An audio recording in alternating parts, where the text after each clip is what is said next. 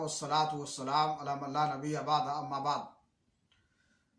इस्लामी भाइयों, कुरान करीम जो अल्लाह रब्बुल आलमीन किताब है, इसकी तिलावत पर बहुत ज़्यादा अजर व सवाब है।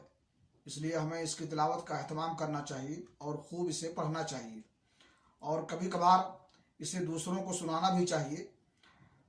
सही बुखारी शरीफ की रवायत है, अल्लाह के नबी जनाब मोहम्मद रसूलुल्लाह सल्लल्लाहु अलैहि वसल्लम ने उबई बिन काब से कहा, इन्नल्लाह अमरनी अन अक़रा अलैका लम यकुनिल्लज़ीना कफ़रू क़ाला वसम्मानी रब्बी क़ाला नाम फ़बका।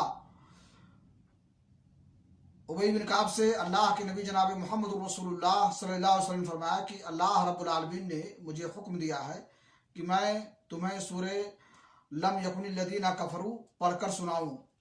तो उबई बिन काब ने कहा, अल्लाह रब्बुल आलमीन ने मेरा नाम लिया है? आपने फरमाया कि हाँ। तो उबई बेख्तियार जो है रो पड़े। इस हदीस से मालूम हुआ कि फरहत और मसरत के मौका पर भी रोना ये जायज़ है और दुरुस्त है और ऐसा हो सकता है।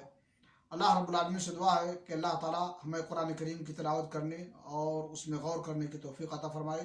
तक़ब्बल या रब्बुल आलमीन।